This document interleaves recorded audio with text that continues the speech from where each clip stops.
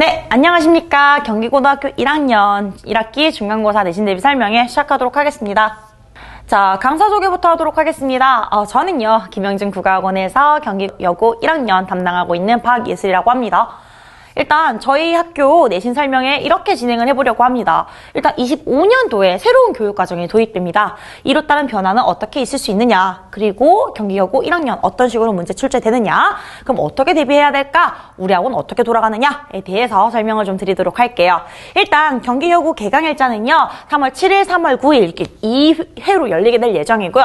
둘 중에 하나 택을 해서 오시면 됩니다. 시간은 동일해요. 저녁 6시부터 9시 반까지 진행되게 됩니다. 저는 사실은 이 저녁 시간을 되게 좋아하는데요. 왜냐하면 9시 반에 맞췄을 때 여고 아이들 특히 궁금한 거 많을 수밖에 없어요. 그래서 남은 시간 뒤에 남아가지고 조금이라도 제가 조금 더 봐줄 수 있고 아이들이랑 소통하면서 얘기할 수 있는 요 저녁 시간으로 일부 좀 잡았다라는 거 알아주시면 좋을 것 같아요. 저희 수업은 3시간 반 동안 진행이 되고요. 7회에다가 직전 부강으로 구성이 되어 있어요.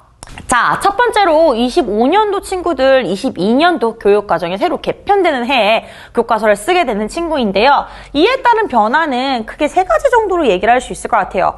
일단 교과서가 바뀌게 됩니다. 그러면 기존에 사용했던 문제들은 힘을 좀 잃어버리고 새로운 교과서가 들어왔기 때문에 문제 유형이 좀 바뀌거나 프린트물을 배부하는 유형이 좀 바뀔 수 있다라는 거 알아두시면 될 것 같고요.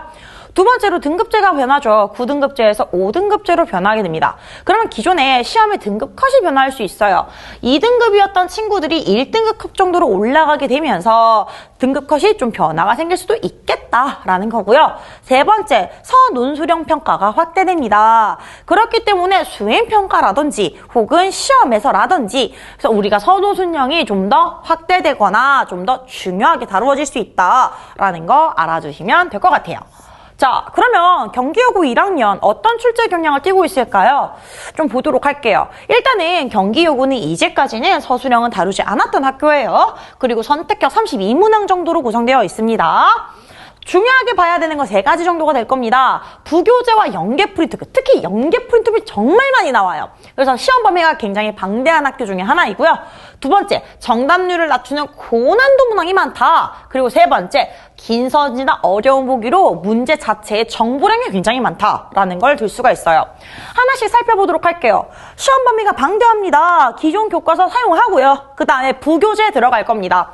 그리고 프린트물이 나오는데 이 프린트물의 양상을 좀 보여주실 필요가 있어요. 어떤 식으로 들어가냐면 A라는 문학작품을 했어. 그럼 A라는 문학작품과 연계된 작품 당연히 프린트물로 제출하고요.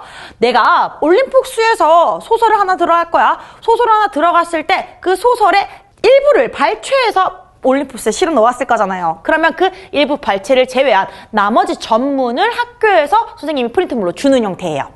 그럼 우리 친구들 어떻게 생각하냐면요. 내가 배웠던 A 작품에 대한 전문의 내용을 딸딸딸 공부해야 되는 거야? 내용 너무 많아. 이렇게 생각을 하는 거죠. 근데 이 시험 범위에 대한 프린트물 시험 거의 직전까지 매주 나옵니다. 그렇기 때문에 항상 긴장의 끈을 놓치지 않고 시험 범위가 어디까지일 건지를 항상 생각하면서 잘 자료를 모아야 되는 학교 중에 하나라고 볼 수 있습니다. 실제로 작년 같은 경우에는요, 부교재 올림포스에 들어가 있었던 내용 중에 거의 3분의 2 이상이 모두 시험 범위로 사용된 것을 확인할 수 있습니다. 여기 작품 수를 혹시나 싶어서 이렇게 보여드리게 되었어요. 자, 그리고 두 번째로는요, 정답률을 낮추는 고난도 문항이 많습니다. 주로 보통 학교에서는 적절한 것은, 적절하지 않은 것은 이라고 해서 문제를 고르는 형식으로 되어 있어요. 그럼 우리 아이들 5개의 선지 중에서 헷갈리는 거 2-3개 중에서 고민해. 헷갈리는 거 없이 그냥 문제 찍어. 이렇게 풀 수밖에 없거든요. 그런데 우리 경기여고 같은 경우에는요, 개수 고르기 문제가 굉장히 자주 나옵니다. 그러니까 이 5개의 선지가 있었을 때 이 중에서 적절한 것은 몇 개일까요? 라는 문제가 자주 출제가 된다는 거죠. 그럼 우리 아이들 정확하게 내용을 꼼꼼하게 알고 있지 않으면 당연히 점수가 나오지 않을 수밖에 없습니다. 자, 마찬가지예요. 보기 고르기 문제도 굉장히 자주 나옵니다. 가나다라 마가 있을 때 무엇이 맞을까요? 하나라도 제대로 알고 있지 않으면 틀릴 수밖에 없도록 문항을 설정하고 있습니다. 자, 그리고 세 번째는요, 정보량이 많은 문제가 많습니다. 그 중에 하나가 긴 선지를 통해서 정보량을 늘리는 방법인데요. 비교를 위해서 다른 학교 문제를 가지고 와봤어요. 자, 이 학교 문제 같은 경우에는요, 감정이 드러나고 있냐, 시상전개 반영하고 있냐, 어조 있냐, 그 다음에 비유법 잘 알았냐와 같은 정도만 알면은 문제를 풀 수 있게 이제 배치를 해놓았습니다. 근데 경기요구 같은 경우에는요, 좀 보셔야 되는 게 통해라는 말이 반복적으로 등장하고 있습니다. 이러면 아이들 어떻게 문제 풀어야 되냐면요. 앞에 있는 내용이 맞는지 확인해야 되고요. 뒤에 있는 내용이 맞는지 확인해야 돼요. 이에 대한 인과관계가 맞는지까지 확인을 해야 돼요. 그럼 하나의 문제에서, 하나의 선지에서 확인해야 되는 내용이 최소 3가지인 겁니다. 자, 그런데 이런 게 5개 들어있는 거예요. 그럼 당연히 아이들 문제를 푸는데 시간이 오래 걸릴 수밖에 없는 겁니다. 자, 마찬가지입니다. 이렇게 긴 선지를 주면서 앞에 있는 내용, 뒤에 있는 내용, 이에 대한 인과관계까지 모조리 확인할 수밖에 없도록 문제를 구성하고 있어요. 자, 그리고 두 번째로는요, 낯설고 긴 보기로 정보량을 늘리는 문제들이 있습니다. 자, 아래에 있는 문제는요, 지금 보기를 주고 이 보기를 바탕으로 문제를 풀 수밖에 없도록 만들어 놓고 있습니다. 그럼 우리 아이들은요, 방대한 시험 범위 공부한다고 이미 피곤합니다. 이 피곤한 것에서 실제 시험을 볼 때 새로운 지문까지 또다시 해석을 해야 되는 문제가 발생하는 거예요. 당연히 시간 길어지고요, 당연히 긴장도 높아질 수밖에 없습니다. 자, 그런데 이런 문제가 몇 문제나 나왔냐? 9문제, 10문제가 나왔습니다. 제가 중간고사와 기말고사를 보았는데요. 중간고사 같은 경우에는 부교재나 프린트물은 활용한 문제 4문제 정도 나왔고요. 실제 순수 외부 지문이 5문제 정도 나왔어요. 마찬가지예요. 기말고사도 총 10문제가 부교로 출제되었는데요. 그중에서 8문제가 아이들이 생소한 외부 지문입니다. 그러면 우리 아이들 5지문, 8지문에 대한 보기를 실제로 그 자리에서 해석을 할 수밖에 없는 문제가 발생하게 되는 거예요. 자, 그러면 이에 대한 내신 대비 어떻게 전략을 짜야 할까요? 일단 첫 번째, 방대한 시험 범위를 가지고 있을수록 아이들한테 정확하고 깔끔한 수업은 당연히 필수적일 겁니다. 그리고 두 번째, 프린트물에 대한 대비가 정확하게 이루어져야 하는 학교입니다. 그래서 보통 프린트물이 많은 학교 같은 경우에는 저는 이제 실시간으로 다 집계를 해요.